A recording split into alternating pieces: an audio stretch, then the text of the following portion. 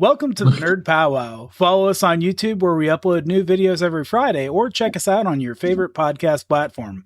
Or we're also live under Surf the Host every Tuesday at 9 p.m. Eastern Standard Time. Spoiler warning, we do deep dives on characters, storyline, and theory crafting.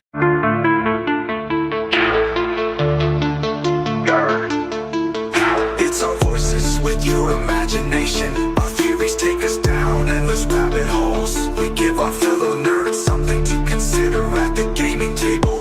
Follow us as the Nerd Pow Wow. With that said, Mariah Bane, what are we talking about today? We're talking about superpowers, specifically superpowers that we'd like to have. Power sets, how we'd use them. I just thought it'd be a neat conversation to have to, just kind of do that fantasizing with friends about what we would do if we had superpowers and, would we use them for good or evil or selfish or a little bit of everything? Who knows? So I'd actually had I thought about it a lot. And so there's one superpower that I'd have under any condition. I would absolutely have the immortality. That's something I'm one of those weird people that would absolutely live forever. I would love to see where we are in 100 years, 1,000 years, 10,000 years. I'm an explorer at heart, so I think that I could just spend all of time exploring. I think I would love that. But then I had like different power sets I thought about, and the reason I said different is because there's some powers that I would really like to have, but nobody should let me have them. Okay. I should be expressly forbidden from having them. For instance, any kind of telekinesis, because I am absolutely slow moving traffic off to the side. Oh goodness, yes. Pulled out in front of me, I'm flipping your car off into the ditch. I feel like I'm a pretty good person, but traffic just pulls out the dark side. It just pulls it out. It should never happen. I should not have any kind of force powers or telekinesis whatsoever. But I wanted to ask, like, is there a power that you think that if you had it, you really couldn't trust the way you would use it? It's a very good question, because I'm sure there is. You'd be like tempted by it. Yeah. Like, for one instance is phasing. How do you stop yourself from helping yourself some money in a bank? If it's just that easy, you just slip in through a wall, grab a bunch, go out. At first you'll leave some IOUs, but then you never pay it back. Well, you could just do it to drug dealers. Oh, okay, there you go. Phase in and take it from the back. See, that's what I would do if I had these like tempting powers. I'd be like, I need to find a bad person to use this on so that I feel good about myself. Yeah. Still committing a crime somehow, but I'll feel better because the person's clearly not a good person. So it's kind of, in a way, Robin Hood, but you're not robbing from the rich and giving to the poor. You're robbing from the bad and giving to the good. Yeah, which is yourself. I'm giving it to myself. I don't know if that's giving it to the good or not, but I thought about Rock has said about the radiation of the Hulk. I mean, just to be so powerful. But hopefully you have your mind. You don't lose it like the rage that the Hulk has. Yeah. The power of the Hulk that the Hulk has that I am most enticed by is his regenerating factor. He heals like nothing else. I mean, he makes Wolverine look slow sometimes. His healing factor can be so extreme, especially when he's really amped up. In that, that alone, even if you just had that regenerating factor, you'd be able to become very strong, even if you didn't have that naturally enhanced strength. Because when you work out, you stretch you're actually damaging your muscles, and they have to heal, but they heal larger and stronger. Right. So you would happen instantaneously. You'd be able to work out and be building muscles with record-breaking strength. That's kind of something they never really go into with the healing factor. The Wolverine should actually be a lot stronger than he is. He should have superhuman strength just by the nature of his healing factor. Well, I know, speaking of Wolverine, they dumbed him down in the cartoons because he's able to be knocked out. Yeah. Omega Red knocked him around, and they were putting bandages around his midsection. Sabretooth took a scratch at him, and he's, in a bed, just, in critical condition, but stable. Yeah. That wouldn't happen. He just automatically heals. Yeah, I know. They definitely nerfed him for the Yeah. Although I do like to see his. I don't know how far they're going to go with it, but he's kind of in his feral form. Yes, he is. Adamantium, which because he further mutates without it. So that's kind of interesting too. 3 a.m. tonight, guys. Yeah. I would love it because I'm such a night person. If it were up to me, I would be up, but this work's been kicking my ass lately. So I would definitely use my phasing powers to get money so that I never had to work again. How about you, John? Is there a power that leans towards temptation for you? It's a good question. I think if I had probability manipulation, I think that's the one that would really get to me, right? Because like you'd be, engaging in gambling and stuff like, but the problem with that is your good luck is stealing from somebody else. That's funny because it's such a gray area. Like, yeah, you're just affecting probability. I mean, it could have gone the way it did with you affecting probability anyway. There is a chance that it could have gone the same way. Yeah, exactly. There's a chance, but yeah, just being able to manipulate that probability and just be like domino, like I would break that in so many ways, and I can't help but think at it. I'd probably go a little ham with it, and unfortunately, like I wouldn't see that line where people get hurt, right? I wouldn't catch it like in time, and like I think my like big comeuppance story in this would be like great power gives great responsibility is like, I just make somebody go completely destitute and just something awful happens, right? So yeah, no, that I think that would be the real that would be a scary power for him. What about invisibility? Do you think you would use invisibility? Oh man, when I was like 13, I'd have been in so much trouble. Oh yeah, no, that's never. Please, in universe, never give any teenage male the power of invisibility. No. Ever. There needs to be a hormone check with that special power. But no, I think absolutely, because like if I just wanted to know something, like it's hard. It would be hard not to be like there's something like you just don't know things. There's some things that are like maybe it's not your business, or maybe you shouldn't know, but you just have that curiosity still kind of sits in the back of your head, and then you find out you can be invisible, and you're like, well, nobody will know, so who does it hurt? Yeah. And I'm like, just that question alone leans into really scary ramifications, so I just rather not do it. I think time manipulation would be a dangerous one, because there's so many things that you wish you could go back and do it another way. Well, if you have time manipulation, you can. You know what? I should have gone left when I went right. Let's go back and try it.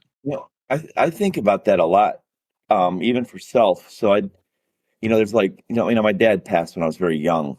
And I think about like at this point in time in my life, if I were to be able to travel time, would I go back and change that? But then I realized that would be a form of suicide, because I've developed so far, since that moment, that's a whole different course of reality. It's a whole different, whatever. I would be a different person. So no, I would not, given the opportunity, because then I'm just switching places almost. It's really kind of a heavy thought, when you think about that stuff. Yeah. The further away you get from a moment you would change, the less likely it is that you should change it, because you will alter you. So it's different. It's a wild concept. Yeah. No, this is one we're going to be touching a lot on my superpower. So yeah, I've gone deep into it, and I'm with that, John. Also, like, there's a level where you're signing away your humanity. Like, if you have true time manipulation, you're basically a god. And if you back up and rewind any uncomfortable moments in your life, and you get to the point of neurotic with it, you're optimizing every experience, then eventually you're going to be so socially fatigued that you're just going to have these awkward conversations that just so happen to work, but really you're just selling away little parts of you try to manipulate time like that. Yeah, because you're building the perfect narcissist. Yeah. Yeah, I mean, because you're literally making the perfect you at all times. So you can't have a flaw. You can't have this, and that may not necessarily be true. Just because you have A and B could happen, you chose B as the way that you think it should happen, but that doesn't necessarily something someone else thinks should happen. Right. Yeah. You know what I mean? So it's dark. It gets really crazy really fast when you think about those kind of things. Like, I know that like shows like The Boys and Invincible and stuff like that get a little over the top with the way they're written. They're meant to have this like extreme like in your face shock factor, but they do touch on that kind of thing, like the people becoming almost godlike, a different form of reality, because rules don't apply to them. Certain things just don't apply to them. Honestly, we see that a lot in the rich elite even, but with superpowers, it would be way more dramatic. Way more dramatic. But yeah, it's crazy. Like, I always thought like that immortality thing that I had said earlier. Immortality. I absolutely would do it in a heartbeat. And then like when the last person that I was like close to passed, like I would have to do something to distance myself, because just an eternity of watching. Oh, I know. That'd be horrible. So you'd have to choose a different form of being. So I figured I would like. I was thinking I would like go to Tibet or something like that and spend like 100 years in an ancient civilization, learning everything I could about it, especially something like that when they're so focused on body and in mind and that type of thing, and find a different kind of mindset to be able to deal with that, Yeah. and not have it be like something that's like darkening your I don't want to say soul, but if you're immortal, I'd kind of like, I don't know, those two still coincide, but darkening your mind, darkening who you are, because you become bitter at the losses. It'd be a real tricky thing. It That would would be be really really Ideally, I would have a lot of people with me, and we could just have like Oh, this yeah. immortal crew, and then we just, we always have each other. If we get mad, we get over it in a couple hundred years. Yeah. Because that would be hard. Even if you went to Tibet, you would make friends over there. You'd get to know people, and then you'd watch them pass away too. Yeah. So it's like, I would say unless you get, you could only spend like 20 in general. People are going to notice you not aging at a point. Like, Oh yeah. Oh no. Just have one of those faces. I stay young. What That's can I right. say? That Yeah, only goes yeah. so long. I think you maybe milk like, 15, 20 years, and then you got to find somewhere else, because people are going to start asking questions. I'm 135 years old, but I used a good cream. Yeah. When 900 years old you reach, look this good, you will not. But yeah, it absolutely. When it comes to like the people knowing thing, you'd have to become the ultimate like stealth mode. You couldn't let people know, because as soon as that happened, you're getting vivisected somewhere and somehow surviving it. No, thank you. Now, does this come with so immortality? Like, are you super durable too, or? Well, I think about this way too much. Like I get really like introspective on it. So I would absolutely want to be unable to die, but I want there to be one mechanism for it. Like, I don't ever want immortality to be a trap. So someday 6,000 years in the future, I'm like, you know what? I no longer want to do it. I want there to be a loophole, but I also only want to be the only one that knows that, because I don't want somebody else using it. I don't need the cheapo kryptonite. We need this guy's too powerful. We need to make it. But I also don't want to be floating in the void of space. Well, that's what I was thinking. Like, For you get to 11 witness the million heat years. death of the universe. Amazing. Yeah, you can't die. And I'm just out there, I cannot have that cannot be a risk. But yeah. I don't know if you remember the episode of Star Trek Voyager where the Q, he wanted to commit suicide. He's like, I've done everything. There is nothing left to do. And that's what the whole episode was about, whether to give him asylum so he could make that choice, or go back to the Q continuum where he wasn't allowed to die. Right. And eventually he ended up killing himself. Yeah, it's wild. It gets really like it's a heavy topic. There's really a lot to it when you start to think about it. But yeah, I don't, and I was thinking of that like an easy solution for a lot of these people that are vulnerable but immortal you just chop them up and keep them in different places. You know what I mean? What do you do? Vargo in the house. Argo. But yeah, I don't know. It's just there's a lot to it, but I would absolutely do it just because I would like to have that. And that's the other thing too, is the other aspect is, does it have to be a corporeal form? You know what I mean? Do you have to have your typical body, or can it be in some other way that can be, less subject to, your typical ailments? But Yeah, not spend your whole life as a human. You could be a toad. You could be, whatever you want. Spend little bits of time as different things. Yeah, like a shape-shifting or whatever. I mean, that's a whole different power set, but be interesting. I think I would more or less like a Wolverine healing factor, where he will die, which he did, but he lives 200, 300 years. So maybe a little longer than just the 100 or 80 to 100 that we all do. Yeah. Don't know. Yeah. Or we just go time travel and do it all over again. Yeah, there we go. Right. Start from the beginning. Like, I was too scared to ask that girl out in the 6th grade. I'm doing it this time around. Yeah. The only other one that I would definitely want is, I definitely would like the ability to travel instantly from point A to point B. Oh, So much time is lost with travel. I just would like to be able to get to, to that place of me. Like, not that I don't like to travel. I like the places in between. I want to see them. I want to visit them. But the time it takes me to go from here to work, if I could have that 25 minutes back, I would much more time. You know what I mean? It just, things I would definitely like to have the ability. So Siren Storm says either Rogue or Storm. And my question for her with Rogue, does she want the Miss Marvel powers, or does she want like the Rogue from the X-Men movies? I think you have to. I think you have to have the superhero, the Carol Danvers. Yeah, but poor Carol Danvers is in a coma. Well, that happened before me. That's not even my fault.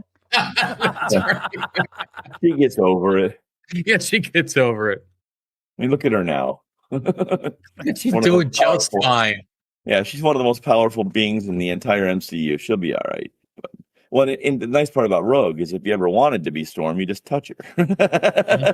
Fair.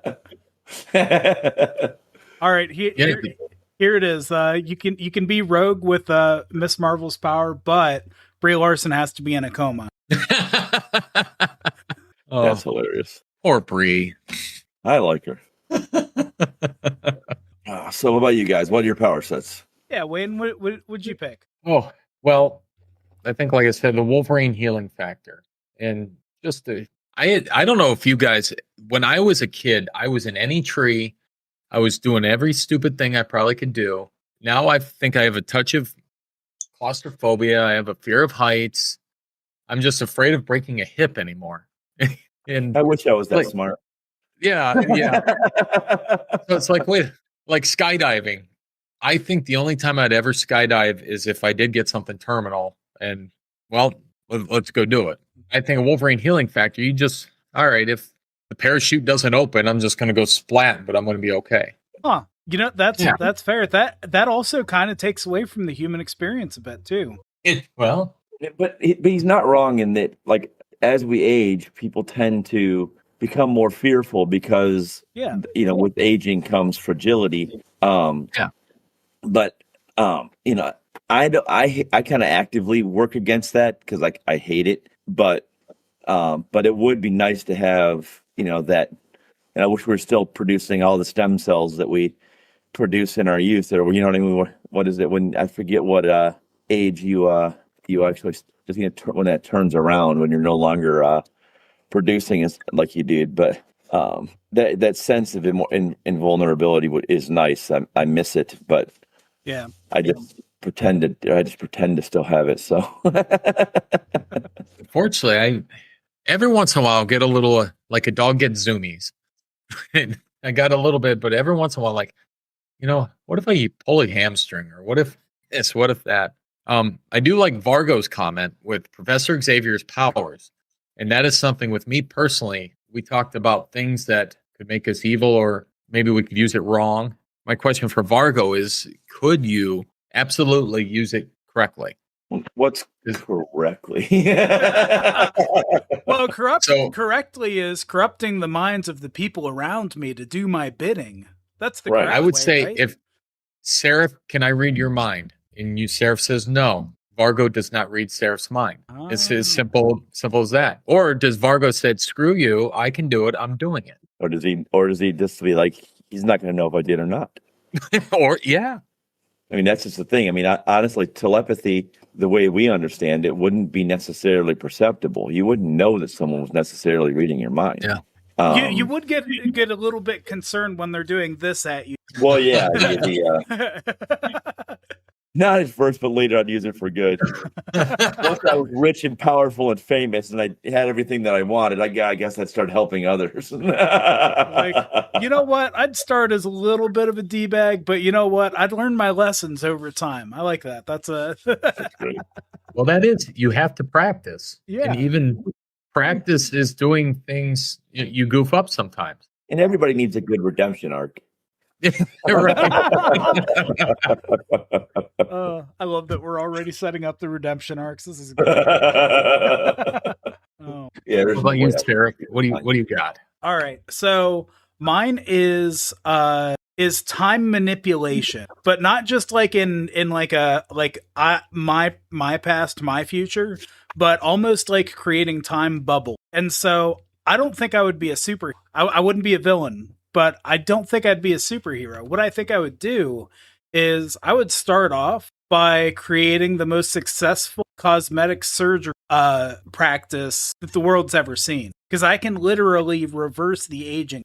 Now, I think ethically, what I would do is I would localize where I'm affecting that aging and not across their entire body. Because I don't want to give anybody immortality, right? I don't want to extend or I don't want to play that big of a role in somebody's life. But, you know, a good way to kind of gain the population's trust is to, you know, not only help, you know, with some of these cosmetic surgical, but not just superficially, but also like do surgeries for burn victims, right? Like, you know, let's take your skin back to before the act. And okay. I think I would start doing and after I've earned some money for the practice, from doing the practice and de-aging people, I think eventually I would work on a scientific wing where there's a building that's affected by time slow, where you can go there, hire scientists to go there and start working on cures for all sorts of crazy shit. And their amount of time in there is going to be, you know, only so many people get to spend so many, you know, years working. Because we don't want to have people like overaged for what they should be. But I think instead of directly trying to impact the past or the future, I think I would be a lot more rooted in today and bringing back things from the past, restoration. I've decided that there's only 2 times that I would reverse time. The first being is anybody knows my secret identity. So it is a guaranteed that if I know 10 minutes prior to whatever happens, somebody learns my secret identity, I would go back 10 minutes before that happened and make that not happen. So that would just never be a future that could happen. But no, I wouldn't. I think a large part of this is I would have to have like a sidekick. I'm thinking like a doctor or a psychologist, something along those lines, just somebody to have that counterbalance, right? Because if you can affect so many things, just to make sure that you're doing things ethically. So I think I would have some kind of like doctor or psychiatrist, something like that, you know. A cricket. Yeah, exactly. Yeah. Exactly. Some kind of conscience. Yeah. Like I'm not just making all my own decisions. I'm bouncing it off somebody, right? So I think that's the power I'd want and how I would use it. And eventually like the idea would be curing a whole bunch of human conditions and trying to help humanity extend its life cycle and be able to live in this world more effectively, just in general, and try and give humanity kind of a scientific boost, you know, within my time life. But I think overall, you don't give people immortality. You let people go when they go. Like everybody's got their time. That's the thing with certain diseases. Say 200 years from now, some scientist does find a cure for it, would you use that to go 200 years in the future to get it? I think my way of doing it, where I create these scientists in the secret laboratory, is a lot more natural for this cure to come out than for me to jump into the future. And I fear that if I do that, then I could have prevented the steps that were taken to create that in the first place. And what that would do to a potential different, like this alternative future, like what actually happens here and what am I responsible? Yeah, that's an interesting thing because, kind of a time. So let's just say a cure for cancer. That's the biggest thing. 200 years from now, there's a cure for cancer. You go and get that cure, bring it back. All of a sudden, the steps weren't taken. So that cure that you went 200 years in the future to get actually doesn't exist because the steps to get to that point don't exist at all. Yep. So you got a little. Yeah, that's the what do you call it? What's the word I'm looking for? Paradox. Butterfly effect or it's paradox. Yeah. Paradox. Yeah. I mean that's where you get it's either a paradox that can't happen, or it's or you start. That's when you start breaking off realities. You start creating. So all you really did was went and just created a new split. There's a new a different multiverse in time. We got multiverses going on now. New dimension where cancer was that happened. It's the time travel gets really wonky. Yeah, like time travel gets really, really wonky. And because then you have a response, like you're in your time. Yeah. You're always you're always going to have a sense of your time. So do you have a responsibility to the future as you do, like, you know what I mean? You're trying to maintain the past. Everybody kind of tries to maintain the past so that we don't alter the now and alter ourselves and everything else. But do you have a responsibility to the future too? The future hasn't happened, but with time traveler it has. You become almost omnipresent. Yeah. And that's a wild concept. Yeah, I think anything that you do in the present, for the most part, is fair game, as long as it's not super informed by the right. Like that's what, like 10 minutes, that changes the way things happen, but you're not changing who gets born or what. Like there are some things that you are not changing. You don't know you're changing if it's the ripple in the pond doesn't have time to get too wide. Yeah, yep. But very limited. The idea of just going back in time and changing things, it's so messy and it just seems like an awful idea. Even observing something could be enough to even change what the potential outcome is. There's just too many variables. I would love to have an eye of time. You can view time. Yeah. You know what I mean? Like you can look back. You're not there. You can't alter anything, but you can view it. That would be great. I would love, especially in the past. Viewing in the future is kind of cheaty. It's kind of cheat code, but being able to view the past, I think, would be really great because there's things that we just simply will never know, and the human race has to accept that. There's lost technology, lost things that we just won't ever know, and that's just be exactly like the Watcher. But it would be kind of neat to be able to see that. I'd love to. I wonder if at some point they can take AI and put in all these, let's just say 1200 BC, Egypt. You put in all these variables, all this information, and then you put on a headset and you can watch as you're walking down the sands of, the pyramids in 1200 BC Egypt, just like you were living it. But still that history is being... You're still building that database, that algorithm based on what we think it was like. What we think, right? Know what it was like. You know what I mean? You can build that, but it'll still be fantasy. It still won't be. We have no way of having the reality because there's just things that there's too much. Too much that we just don't know. Like we don't even know how they made the pyramids. No, we have no idea. How jarring would it be? How jarring would it be if you're looking your scrying glass back at you have your Google glasses on, you're walking around and looking at all the pyramids and stuff, and a Chipotle ad comes up and says, "Sponsored by Meta." Time glasses sponsored by McDonald's. It's like, That's come what- on, I was having an immersive experience, damn it. That's a very good point. 5 people can see the same thing, and you can have 5 different opinions, 5 different outlooks, 5 different ways of thinking things. So whose reality you're actually putting into the database? That leads into the whole ethical dilemma when it comes to superpowers, because we think we're going to fight evil. We're going to be the good guy. Right. But say that good guy, or you believing you're the good guy, is counter to the belief of an entire other country. They don't believe that they're the bad guys. They don't believe that Right. we're talking about a culture that believes that their way of being is righteous, and you believe your way of being righteous, and they're counter. They're 2 different ends of the spectrum. There's behaviors here that the other one thinks is evil, but the other one doesn't. So you have a certain, you're going to assume a certain arrogance that is scary.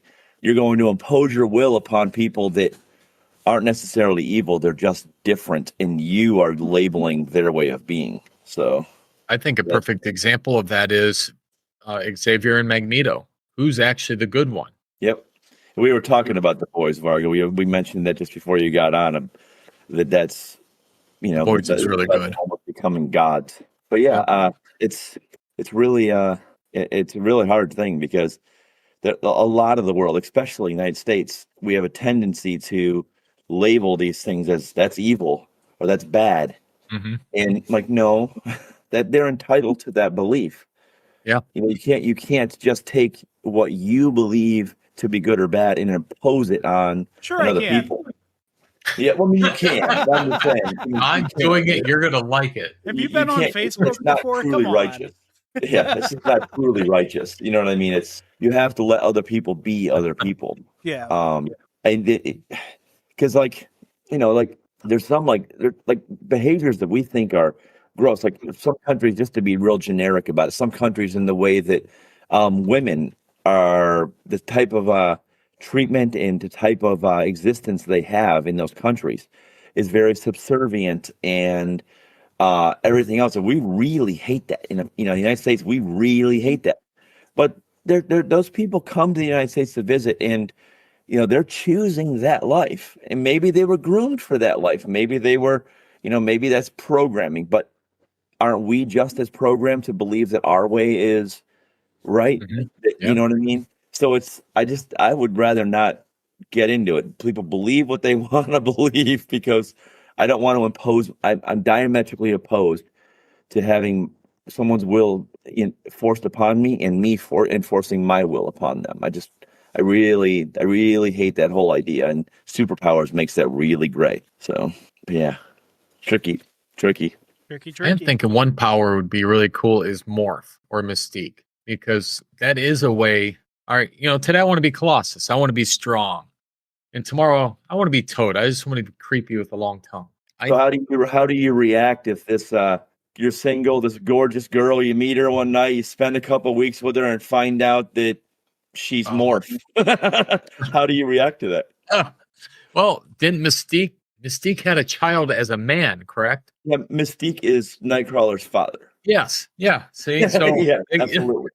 But I mean, personally, I don't care. I mean, you know what I mean? It doesn't bother me at all. But it becomes a question people have to ask themselves. Like, is that how would you interact with that? How do you handle that? It's tricky. Like that. What was it? Star Trek, the one where they were in the prison planet. The one movie where they're on the prison planet. And there was that really pretty alien girl. She's shapeshifter. And they're in the elevator with her. She's this Bigfoot-looking creature in there.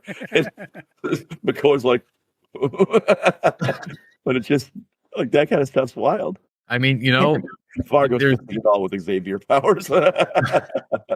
There's always a honeymoon phase, and then you really get to know a person. And that's when you decide whether I can do this, or maybe we need to go each other's ways. Yep. Well, then that's where it becomes, I think, in a super world, you would just realize that it's people. And that's what I kind of wish people everywhere would realize. It's just people. And you either vibe or you don't vibe. And it doesn't, nothing else really matters.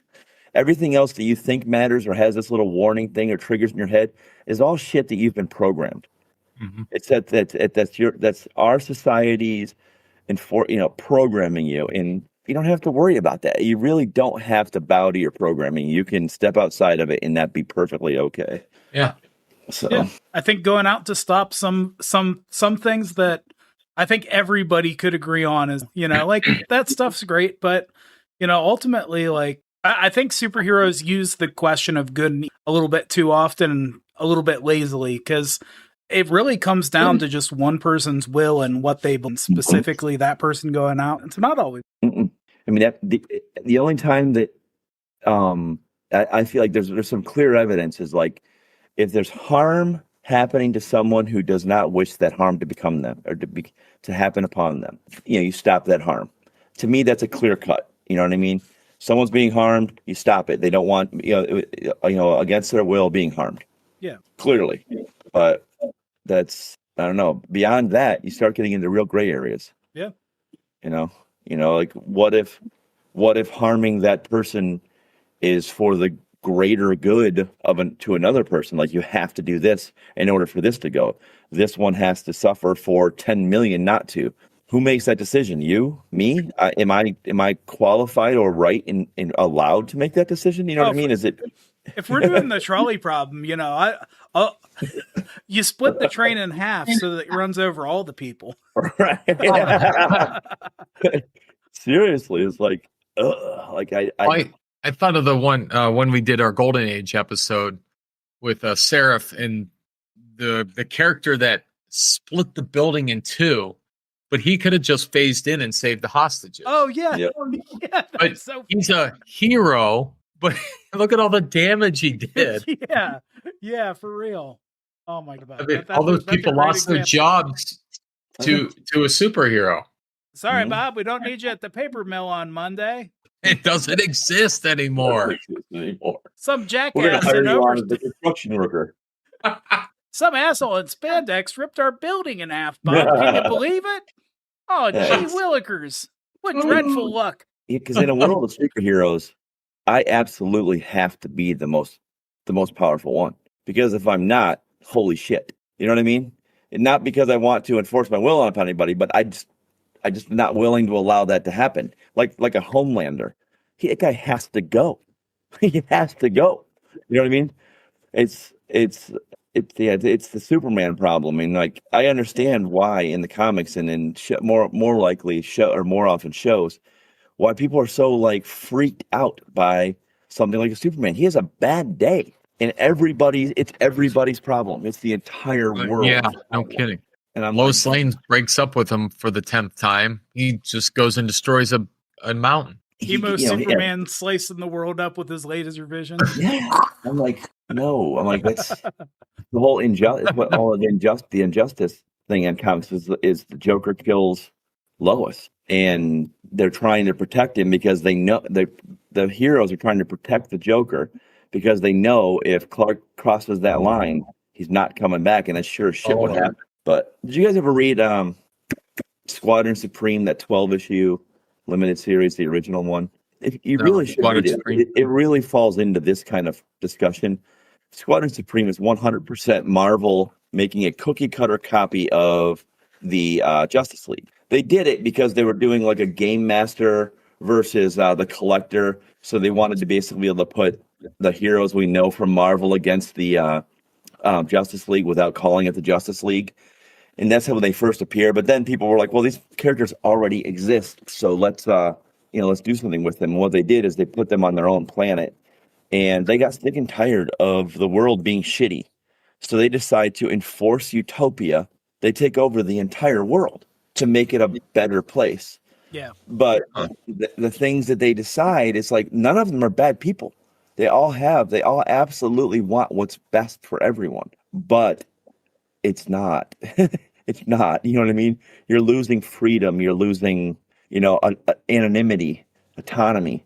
You're losing those things. And it's a great series. You really should read it. That 12 book series is really worth the read. I really liked it, but it falls into this whole kind of thing.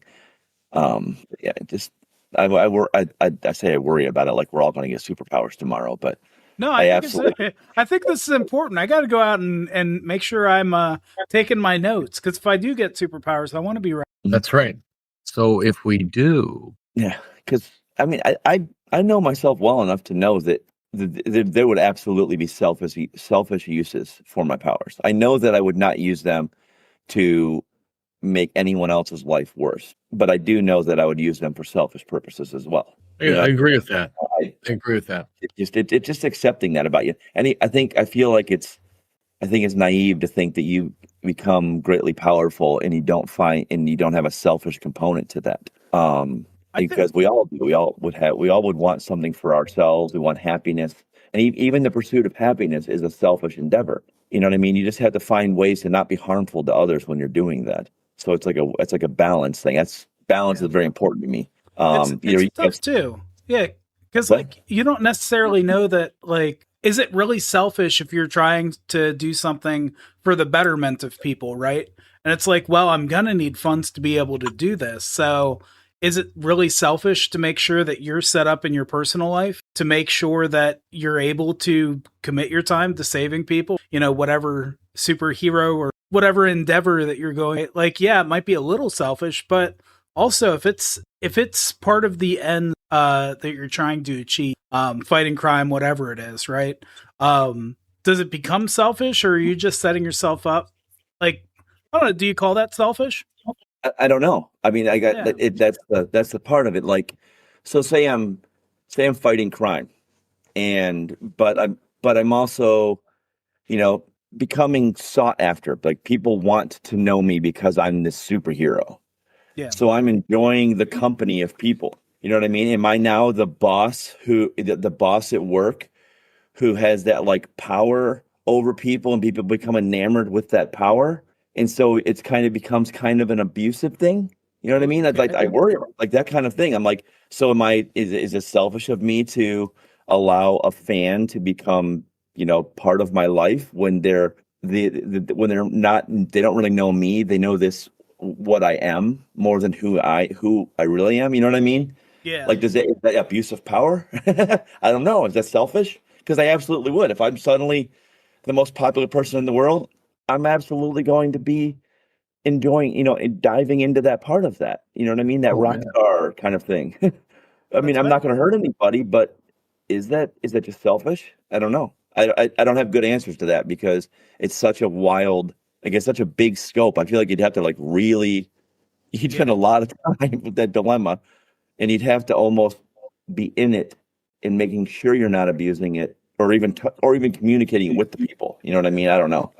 Yeah. It's all about balance to me. Like, you guys know that two wolves thing, it's a Cherokee Cherokee lore, apparently. Grandson asks an elder, about and he's telling about the conflict that lives in everyone, and there's two wolves. Yeah. One is full of anger and envy and sorrow and everything else, and the other one's joy and peace and compassion. And the kid asks him, which wolf wins? And the elder responds, the one you feed. So that becomes a stronger wolf. The other one starves. But I disagree with it. I think you should feed both wolves, because there's a time when you need the asshole. There's a time when you need that guy that's going to stand. You know what I mean? Otherwise, I feel like you've gone too far. I'm a balance guy. Light side of the force, dark side of the force. Put me in the middle, because I think that balance is where things should exist, not too far one way or the other. I think if you don't feed that other wolf, when it does come out, it's going to be mega asshole, because it's very angry you didn't feed it. That's true. It could be very rabid. You might be starving and forcing I never really thought about that too. Instead of it just dying off, you're making a ravenous creature in you. But it's the same kind of thing. I'm always seeking balance, and then you start adding superpowers, and that becomes very hard. Very Jungian type thing, like, that both of those wolves are all parts of yourself, right? So you kind of have to. I think you have to nurture the one wolf, and you don't give them the same diet, you don't give them the same treatment, but you ultimately, I think you work with both. Mm-hmm. Yeah, I agree. Like, that was one of my thing with Star Wars, that the whole thing was that Anakin was supposed to bring balance to the Force. That was the big thing. And I think the thing that people missed, and then we've lost it in the new movies and stuff, it's too far gone, but I think he did in creating Luke, because Luke never became like a real Jedi. You know what I mean? He, in the books and afterwards, of course he did, but by the end of it, all the Jedi were gone. There was no one left to train him. You know what I mean? And Luke was emotional. He wasn't this pure Jedi. He had he did get angry. You know what I mean? He did fight. You know what I mean? And stuff like that. So the balance is that he was kind of in the middle, and that was how Anakin brought balance to the Force. But my theory got thrown out in the later continuations. Yeah, Vargo makes a good point with Superman 3, where he did lose his powers and he got into a bar fight, or he gave up his powers, if I remember correctly. No, that was 2. He's talking about part 3 when he became a raging asshole and separated from Clark. And just yeah. That's yep. Yeah, it was 2 when he gave up his powers for whatever. Or Lois. He just didn't care anymore. Yeah, until they took his thing. That's true. I didn't realize we had Bully Maguire's Superman. That's great. Well, it's kind of like I really liked the Will Smith superhero. Hancock.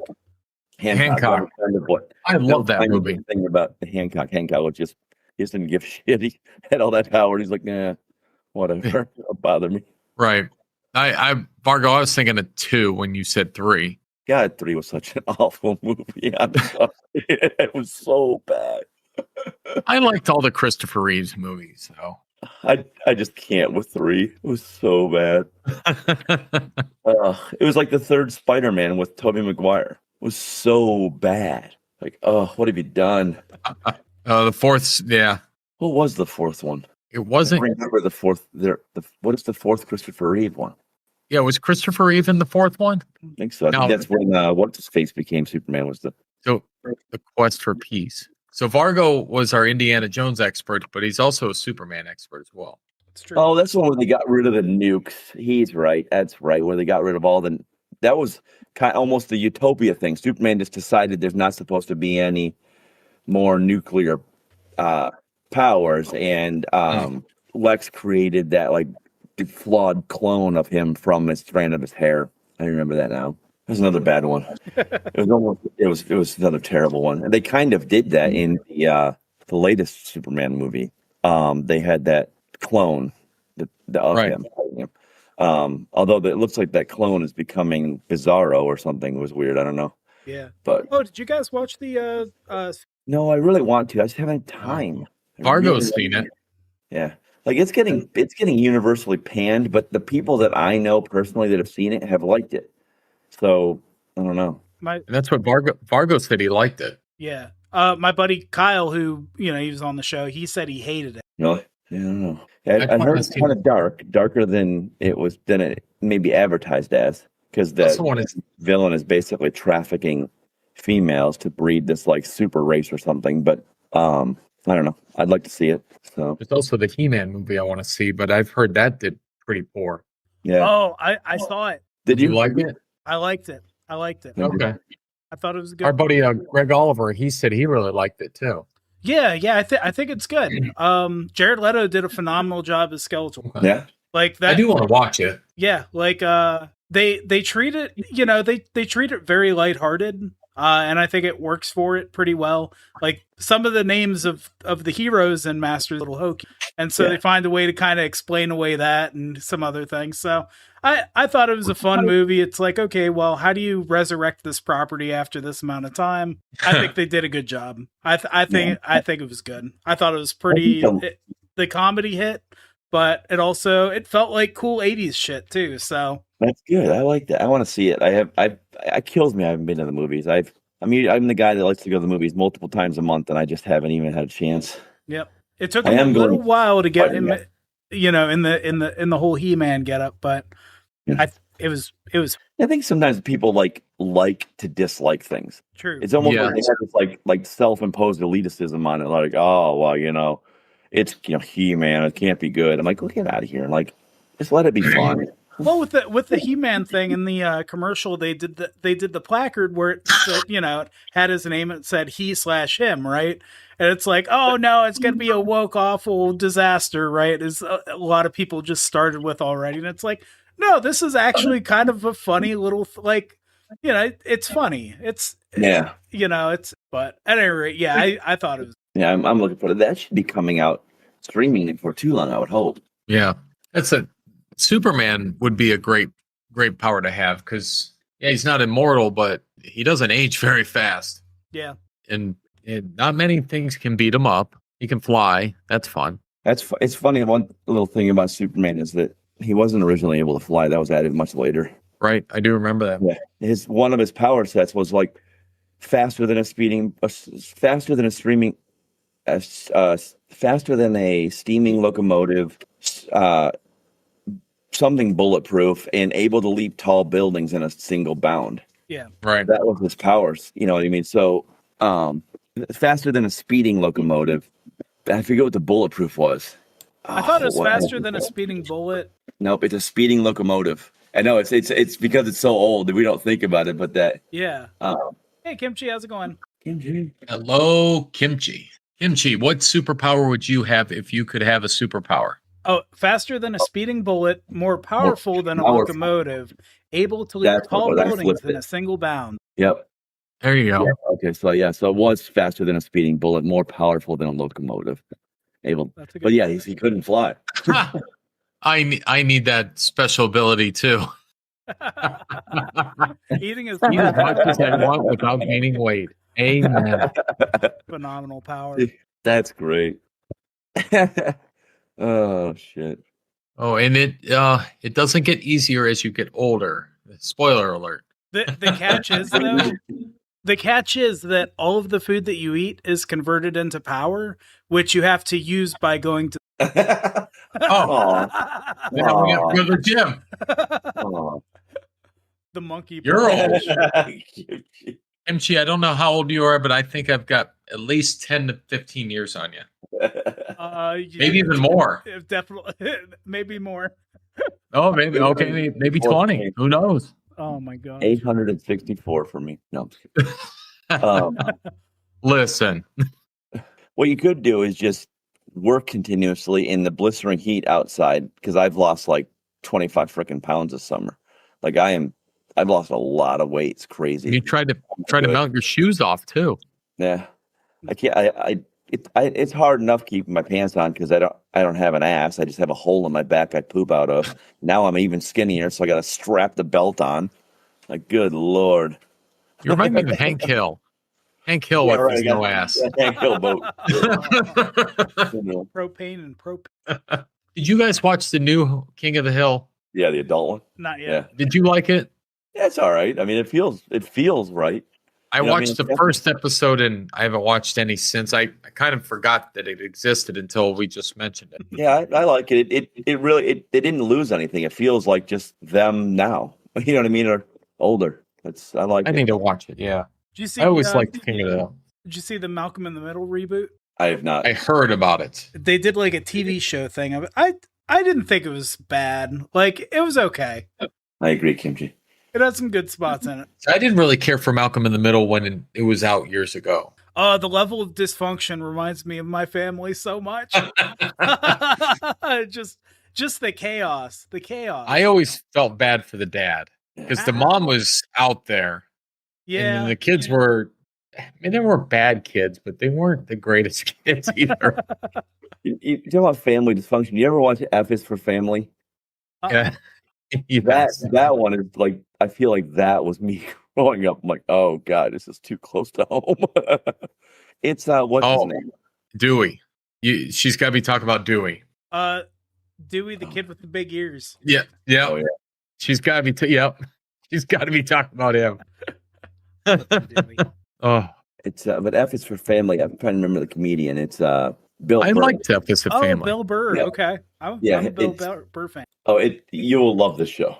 I mean, it's just like him being raised in the 70s. It's a family being raised in the 70s. I mean, it just really hits home for me. I don't know. It's like, oh my God, that's. If you guys want to know my family, have you ever seen Schitt's Creek? Oh yeah, That's my family. you got like a huge mural of your entire family. I'm Eugene Levy. My daughter is definitely Alexis. Tyler is David, and then the mom, I forget what her name was in that, but that's Brandy. That's funny. So that show's great. I love that show. It's hilarious. Absolutely hugs. Yes, we want to talk about family, but now add superpowers. Yeah. I want to see where she's going with this. I know.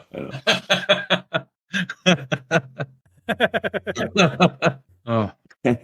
I told a guy at work today that a lot of these people don't understand like the way how hard life can actually be. Like I have people look at me weird. And things that I think of like, yeah, we had it rough, but it wasn't that bad. And I told this one guy that for about 2 weeks, all we had to eat was brown gravy that we poured on white bread. That's what we ate for like 2 weeks solid. And they're like, how did you live through that? I'm like, I don't know. We just ate it. That's what we had to eat. So we ate it. Yeah. You know, but I don't think my dinner growing up was a turkey leg with some mashed potatoes. Yeah. And that was probably almost every night because my dad liked it for one, and it was cheap. Yeah. Yeah, it is. It is.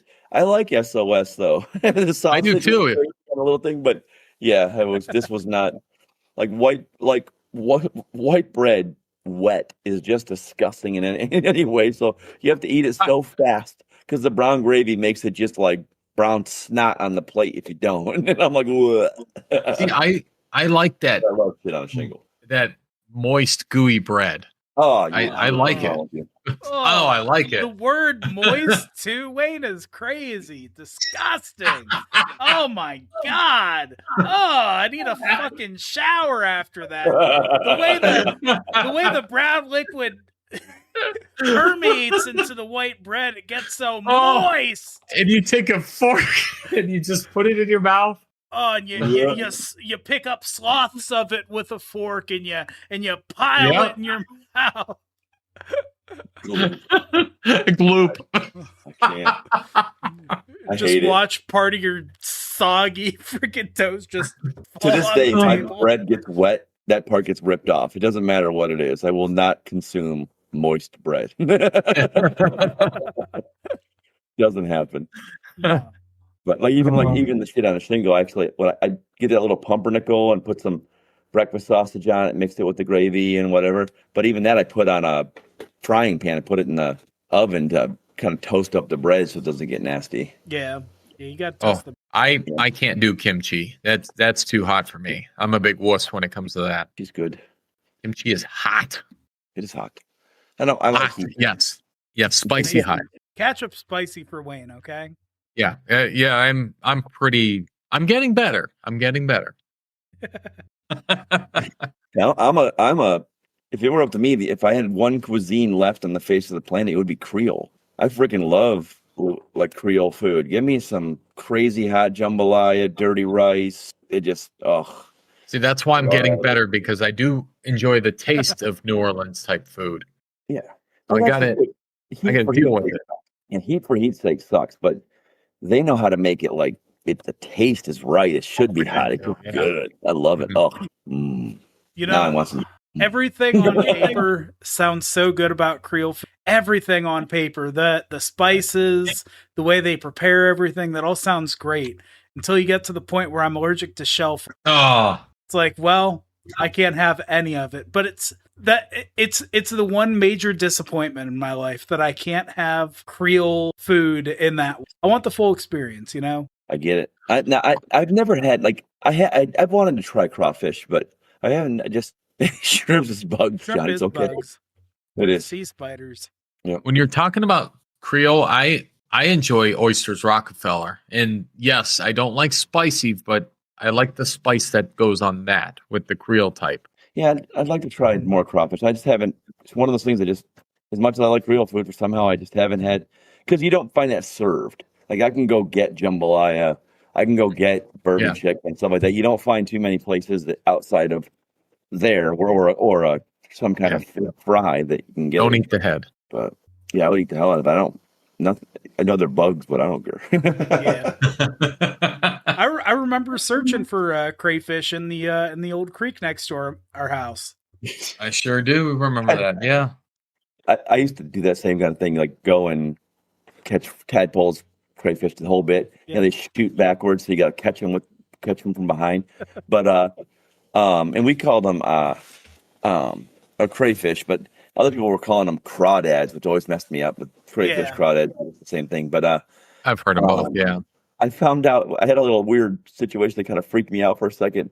They die in one place, like they go somewhere to die. I stepped in something. I was wading through the pond. I was like knee deep in it, and I hit something and knocked it over, and all these dead crayfish were just rising up.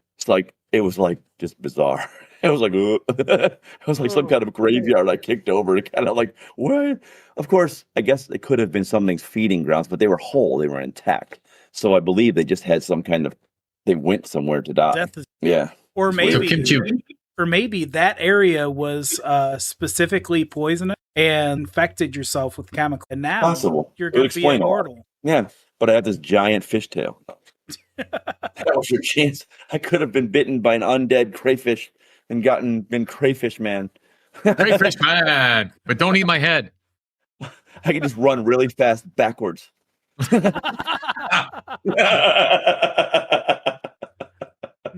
You can pinch people with the strength of a crayfish, so it's just a little uncomfortable. That's great. Just a heavy pinch and run backwards. Oh, that sounds unfortunate. Oh, you get little claws out of your. But they're teeny tiny, so it's like having just T-Rex arms. They'd be like.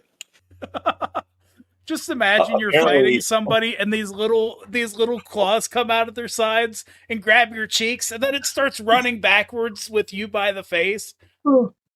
Alexa, stop! She just overheard something, and it started playing this song about teeny tiny something. Alexa, stop! Alexa, keep going. Alexa, turn on the lights. Alexa, count to 100. I'm gonna unplug this Alexa. There you go. Fuckers. Turn super red in the sun. Alexa, make fart noises. My one buddy comes over for pool nights, and he every time he goes to the bathroom, he fills my whole house up with fart, because I have an Alexa in every room. So he fills up the entire house with different fart noises. Tons of hots. Yeah. That's something I'm funny about is I like heat and stuff, but I'm not a fan of the taste of most like hot sauces. Like I think what's it called? What's the big one? What's the orange one that everybody loves? Texas My brain. No, the really basic one. No. Taco Bell. Taco Bell. Tabasco. Fire? You're gonna be like, oh, Tabasco. no. What is it? You get a certain chicken dip. Everyone makes that chicken Buffalo. dip. Buffalo. Thank you. Buffalo. Oh. We got there. Yeah, we got there. I could never have. I mean, I don't. It isn't like ew, gross. I can't have it in my mouth. But if I never had buffalo dip again, I'd be okay. I would agree with that. Sauce is meh. It's just. I know it's not a hot sauce, but it's like in that family. And I don't like the taste even of hot sauce that reflects that kind of same kind of flavor palette. Now I like buffalo chicken dip, but just buffalo sauce. Like if you get the wrong thing, they just put plain sauce. It's the only thing you could taste. Yeah.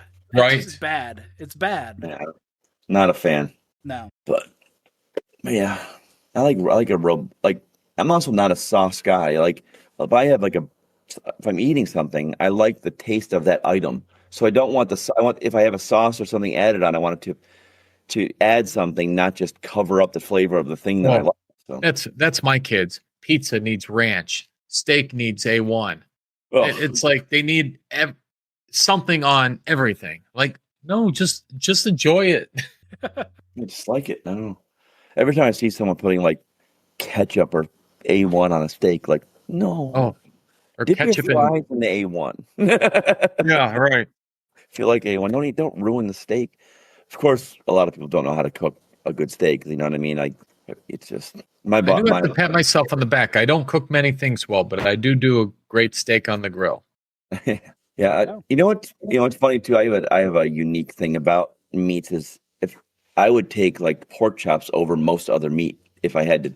In like my order, I love a good steak. I love a good chicken, but I love a big, fat, thick pork chop. Like that, just I'll go to like Texas Roadhouse and get pork chops at a steakhouse because I love the pork chops so much. I do like pork chops, but I don't think I like it more than steak. I think it's up there. It's hard. I make this. I take a pork roast, like a rotisserie pork roast, chop it into cubes. Chop up some peppers, chop up some pineapple, put it all on a shish kebab, and slowly rotate it, painting it with some teriyaki. It's good shit. Good eating. Good shit. It does sound good. Man, I'm hungry. Yeah, I'm starving. I got home from work, got changed, came up here to the podcast, so food is on the agenda. All right. So go throw some pork chop in the oven. There you go.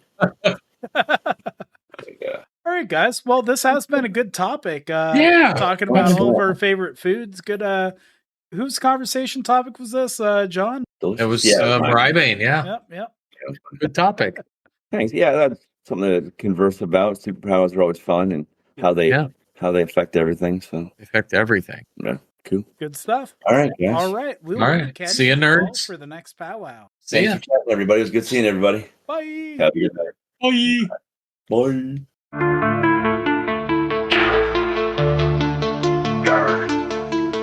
It's our voices Well, with step your aside and watch imagination. how my adoring fans flock to me. Rabbit holes, we give our fellow